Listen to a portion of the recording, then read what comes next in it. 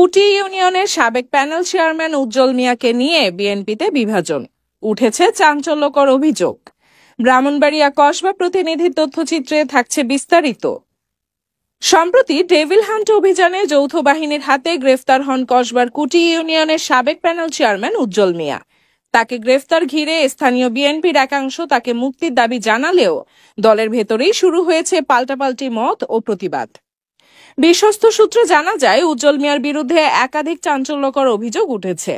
কুটি বাজারে গায়েবী মার্কেট নামে অবৈধ বাণিজ্য পরিচালনা এবং কুটি ইউনিয়নের জাজিরা গ্রামের বাসিন্দা শাহিন মিয়ার জমি জোরপূর্বক দখলের অভিযোগ উঠেছে তার বিরুদ্ধে। এ সংক্রান্ত মামলাও রয়েছে বলে জানা গেছে। এদিকে গ্রেফতারকে কেন্দ্র করে বিএনপির একটি অংশ দাবি করেছে তাকে রাজনৈতিকভাবে হেনস্থা ও মিথ্যা মামলায় গ্রেফতার করা হয়েছে। তবে অপরপক্ষ বলছে উজ্জ্বল মিয়া এখন আর দলের সঙ্গে সম্পৃক্ত নন। স্থানীয় বিএনপির দায়িত্বশীল নেতারা জানান, 2018 সালে জাতীয়তাবাদী দল বিএনপির কেন্দ্রীয় নির্দেশ অমান্য করে নিজ ইচ্ছায় নির্বাচনে অংশগ্রহণ করেন উজ্জ্বল মিয়া।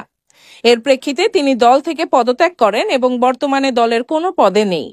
সূত্র অনুযায়ী আওয়ামী লীগ সরকারের পতনের পর কসবা থানায় দায়ের করা 127 জনের একটি মামলায় তার নাম 25 নম্বরে তালিকাভুক্ত আছে। বর্তমানে তিনি ব্রাহ্মণবাড়িয়া জেলা হাজতে রয়েছেন। এ ঘটনাকে ঘিরে কুটি ইউনিয়নের রাজনৈতিক অঙ্গনে তৈরি হয়েছে চরম উত্তেজনা ও বিভাজন। এই বিষয়ে কুটি ইউনিয়ন বিএনপির সাধারণ সম্পাদক আমাদেরকে বলেন, ব্রাহ্মণবাড়িয়া র্যাব এবং বিভিন্ন যৌথ বাহিনীর মাধ্যমে কুটি ইউনিয়নের সাবেক প্যানেল চেয়ারম্যান এবং আওয়ামী লীগের বিশিষ্ট নেতা, যার বিরুদ্ধে কয়েকটা মামলা বিদ্যমান বর্তমানে আছে এবং সে এক সময়ে ছাত্রদল করত, ছাত্রদল থেকে সে পদত্যাগ করেছে, পদত্যাগের লেটারও আছে। কিন্তু গত প্রায় 10-12 বছর সে আওয়ামী লীগের সাথে আঘাত করে কুটি ইউনিয়ন অনেক নির্যাতন সে করেছে। বিশেষ করে সে লাঠি দিয়ে, আর লাঠি সারা ফেসবুকে আছে, লাঠি দিয়ে বিভিন্ন সময় আমাদেরকে বিভিন্ন বাজারে ঘাটে দৌড়াইছে। চমনি কবির বাড়ি সহ আমাদের ব্রাহ্মণবাড়িয়া 4 কসবা করার বর্তমান কান্ডারি বিএনপির আলহাজ কবির আহমেদ ভাই, ওনাকে কিন্তু চমনিতে দৌড়াইছে আপনি লাঠি দিয়া, এবং আমাদের সাবেক সাধারণ সম্পাদক ইকলিল আজম ভাইয়ের হসপিটালও ভাঙচুর করেছে লাঠির মাধ্যমে। তো বর্তমানে ডেভিল হান্ট অপারেশনে তাকে বর্তমান সরকার তাকে অ্যারেস্ট করেছে আওয়ামী লীগের দোষর হিসাবে।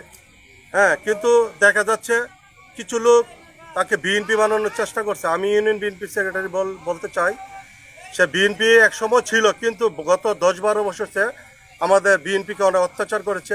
তার পোস্টার, ব্যানার এবং সে আওয়ামী লীগে যে যোগদান করেছে, এই যে অবৈধ আনিসুল হক আইনমন্ত্রী, তারা আওয়ামী লীগের অত্যাচারিত করেছে বিএনপির নেতৃবৃন্দকে, বিরোধী দলকে, তাদের কাউকে যেন ছাড় না দেয়, এটা আমি সরকারকে অনুরোধ করব।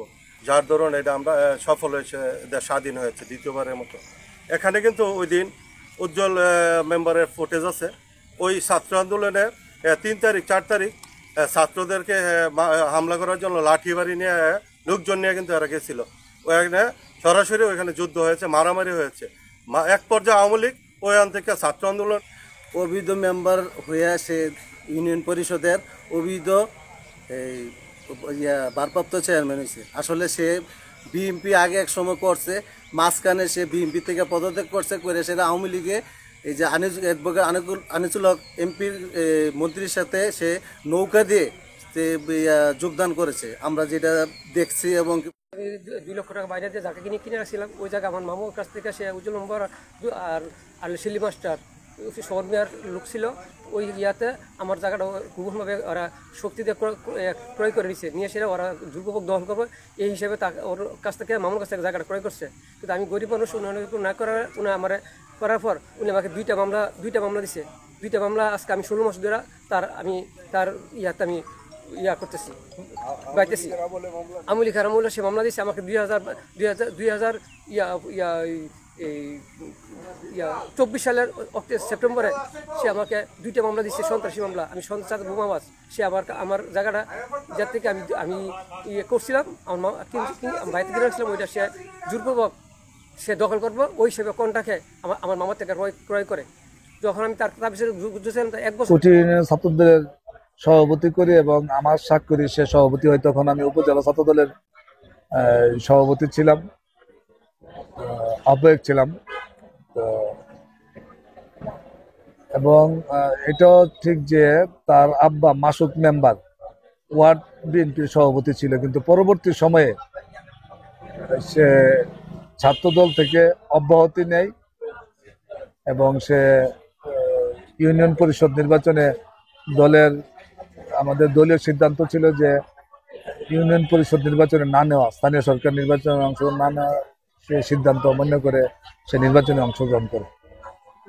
না, এখন সে সক্রিয় ছিল এটা আমার জানা মতে সে সক্রিয় ছিল না, কারণ বিগত ফ্যাসিস্ট সরকারের বিরুদ্ধে কসবা উপজেলাতে যত আন্দোলন সংগ্রাম হয়েছে, যে আন্দোলন সংগ্রামে হাসিনা পদত্যাগ করছে, এই আন্দোলনে কিংবা তার আগে বেশ কয়েক বছর যাবৎ সে পদত্যাগ দেওয়ার পরে আর কোন আন্দোলন সে সক্রিয় ছিল না।